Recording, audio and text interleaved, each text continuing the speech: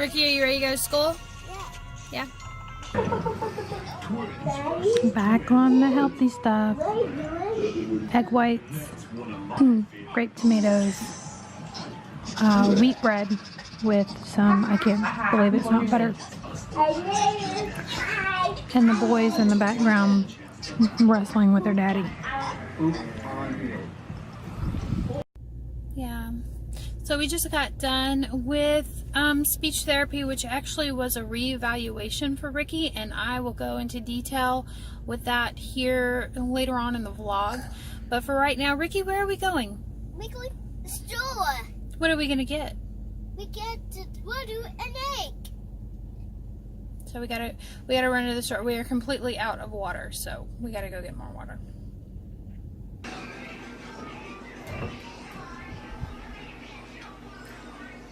So for dinner, we're doing baked chicken, sliced onions, and I seasoned it with salt, pepper, garlic powder, this Italian seasoning stuff, and then I put Italian dressing on top of everything, and it's really good that way.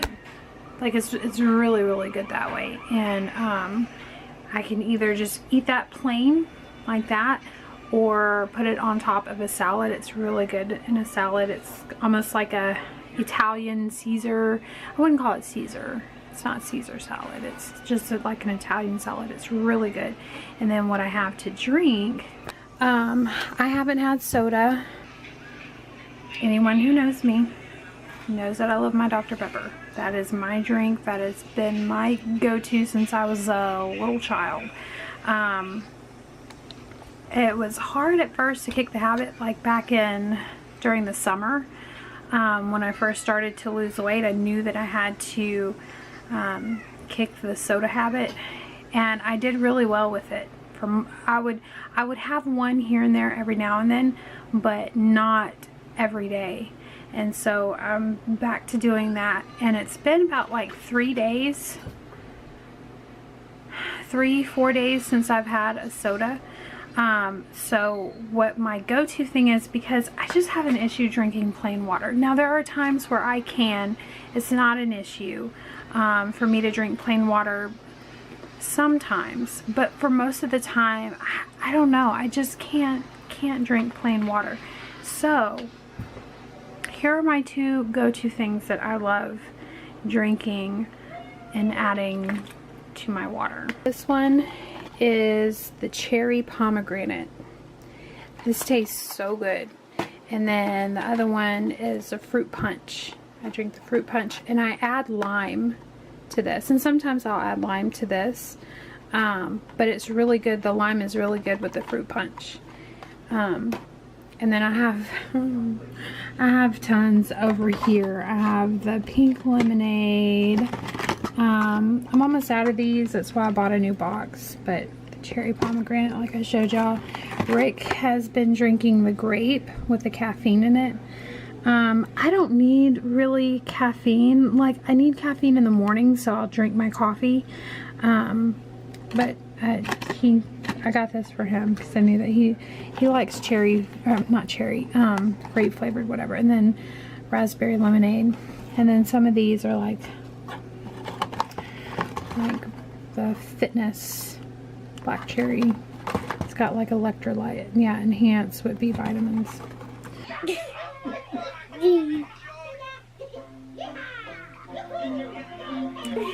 he's been in his own little world since after dinner. I need to get him ready for bed. But I wanted to give you guys like a little rundown of the reevaluation that he had for his speech therapy. He surprised us in some areas, and in other areas where we thought that he would be sufficient in, he was lacking, and it seemed like he was a little distracted for the reevaluation. I might have to go sit somewhere else. Can you say hi? Hi. What are you doing? I'm playing Pikachu. You're playing Pikachu.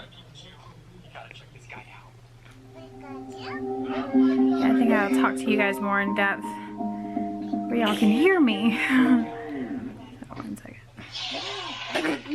So I wanted to give you guys just like a rundown on how his reevaluation went for his speech therapy.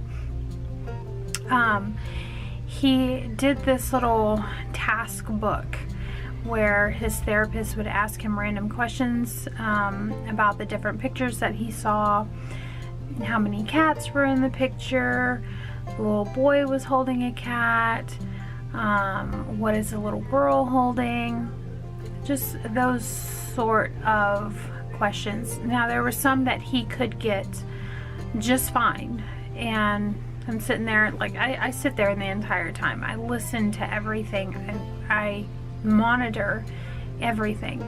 And there were some that I was like, yeah, knew he knew that. I knew he knew that.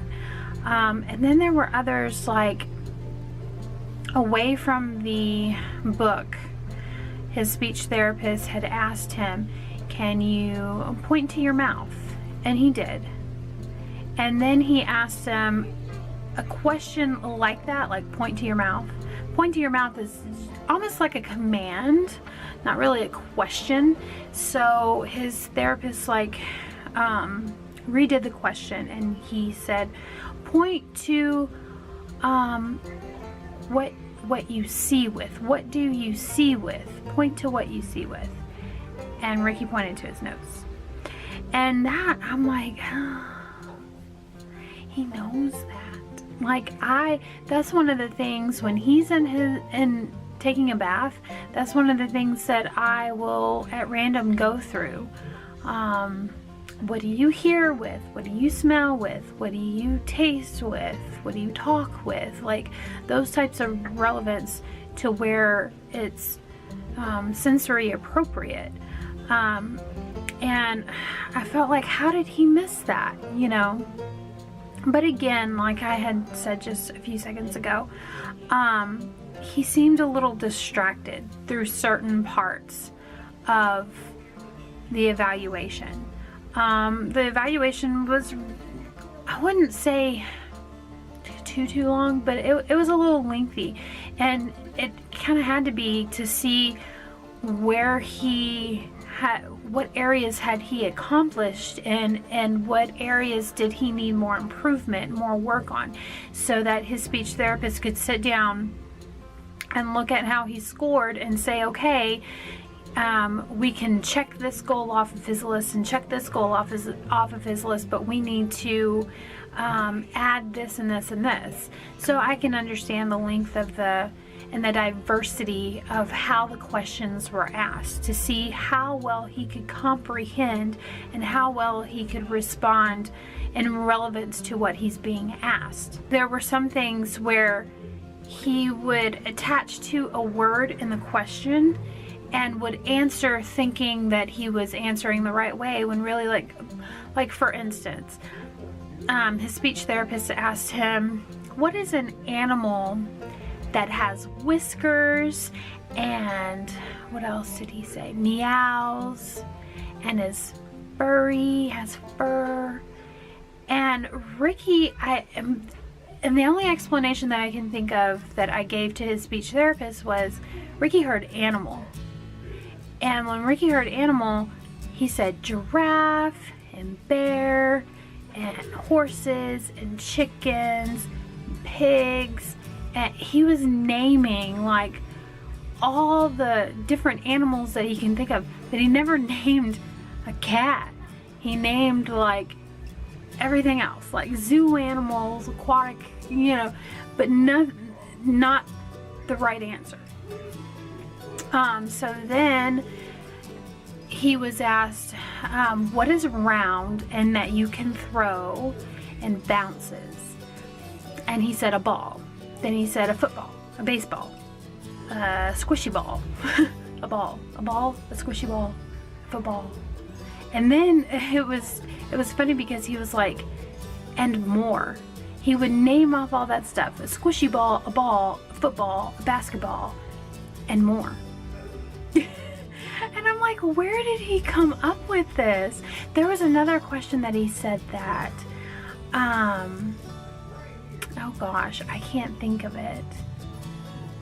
But then there were questions that he was asked that I was surprised. I was so surprised by his reaction.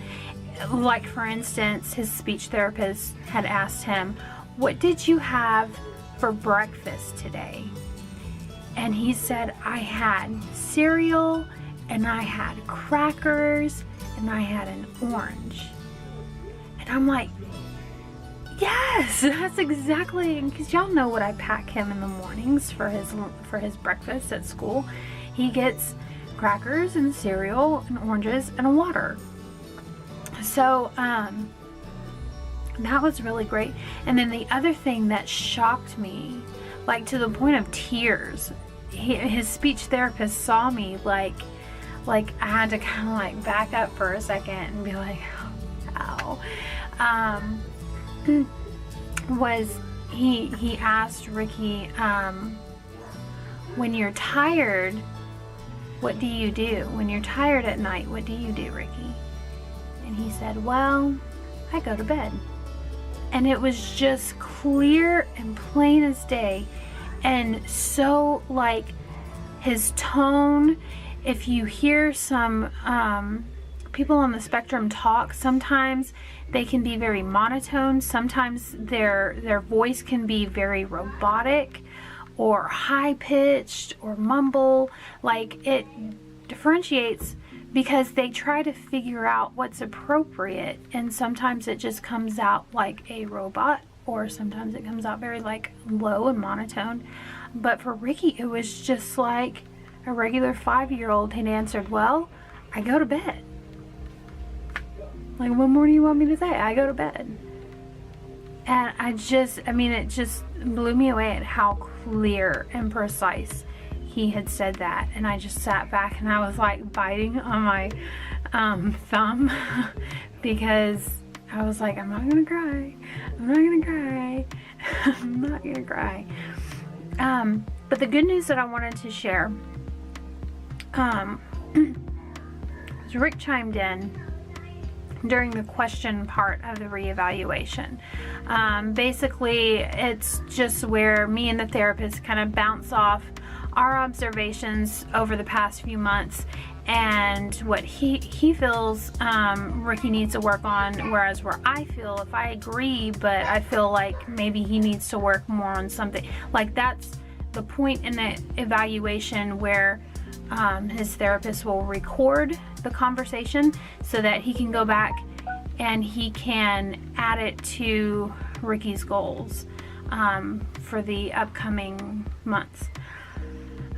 So Rick brought up during that part that we would like to record sessions and if it was okay. And his therapist was totally fine with that. Now, he does not know that we have our own YouTube channel. I don't know if his answer would change if he knew that I was posting it on social media. And I don't know, I don't know about any other YouTubers, but when you're first starting out, it's like, and I'm sure you guys have picked up on this in the past when I have done vlogs with my family, like, it's that awkward phase where you're like, you don't want to have a camera out and have a camera in everybody's face, but everybody knows what you're doing. Like, my whole family knows what I do now, because I post on social media, I post on my personal Facebook page, because I share the videos there, and I have a Facebook page that I share. Like, they know. They know. But it's still that awkward phase where it's like, I'm not quite used to putting a camera in front of somebody's face and having them feel comfortable enough to be like, hi, how's it going? You know, because I wouldn't want someone to just walk up to me and be like, hey, I'm on YouTube and this is going on YouTube here. hey, I just, you know, I would be like, back up, back off, you know, so I don't want to be that type of person when it comes to getting footage. I want to get authentic footage of, you know, people interacting with others, because that's what I want to remember the most. I don't want to remember me forcing my dad to tell the camera hi and interact in that way. That's not authentic to me. I mean, if you guys wouldn't mind it, y'all let me know in the comments, but I mean, I just don't want to force this on anyone. So to bring it up to a therapist who has been in our life for well over a year, it's still in that uncomfortable phase, like, I don't want to force this on you. You know what I mean? I hope I'm making sense. But the good news is he said that he was fine with me recording the sessions. So what I'm thinking about doing is, until I get comfortable with letting him know, hey, I would like some of this footage to go on YouTube, on our YouTube channel, I think what I will do is try to position the camera where you can hear the therapist and you will most likely see some arms or whatever, but I'm thinking mainly focused on Ricky and myself, if that's possible.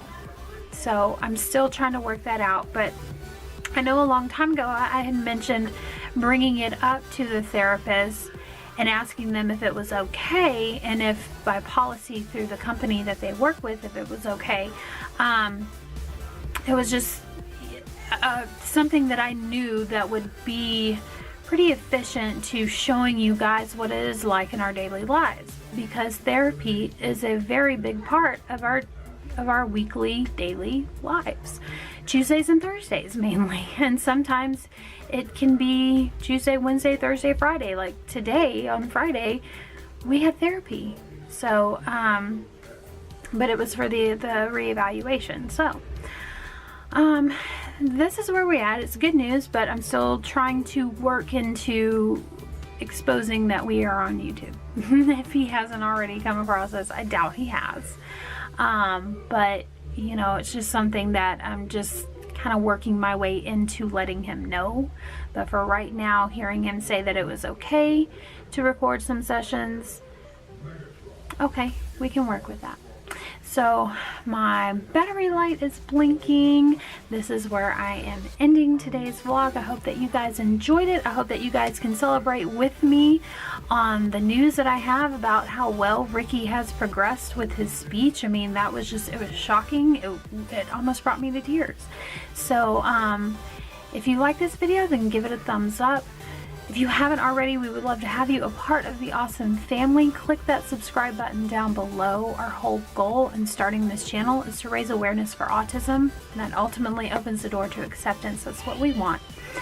Once you hit that subscribe button, there'll be a bell button that pops up, and that bell button,